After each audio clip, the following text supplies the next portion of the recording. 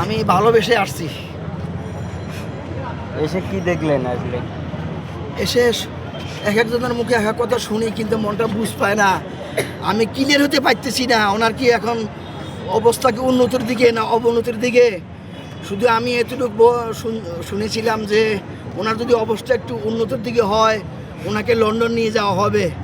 মনটা আমার বুঝ পাইতেছে না, এখনো শির হতে পারতেছি না। ওনাকে তো লন্ডন নিয়ে যাওয়ার জন্য ব্যবস্থা গ্রহণ করা হচ্ছে। আলহামদুলিল্লাহ, আমি শুকর আদায় করি আল্লাহ তাআলার কাছে, ওনাকে নিয়ে যাওয়া হোক, উনি সুস্থ হয়ে এই দেশের কল্যাণের জন্য যেন উনি ফিরে আসেন, আমি সেই শুভ কামনা করি।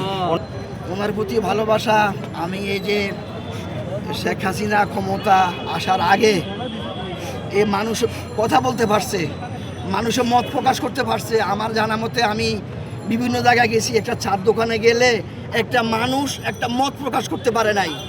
হ্যাঁ, ছদ্মবেশে আইসে তাকে ধরে নিয়ে গেছে। আমি এই জন্য আমার কষ্ট, কোনো মানুষ পক্ষ বিপক্ষ সবখানে লোক থাকবে, এটাই স্বাভাবিক, কিন্তু ওনার বিপক্ষে কোনো কথা গেলেই এলা সে যেই কোনো দলের হোক তাকে ধরে নিয়ে গেছে। এবং থানায় গেলে দেখা গেছে খবর নিতে গেলে আমরা জানি না কোথায় গেছে। হ্যাঁ, এই পুরা ফ্যামিলি মানে একদম আতঙ্ক অবস্থা থাকে।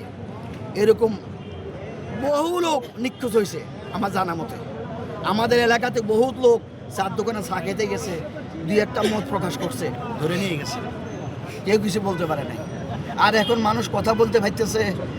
এখন ওনার এই যে দুরবস্থা, এই যে অসুস্থতা, এই 18 কোটি মানুষের জন্য ক্ষতি।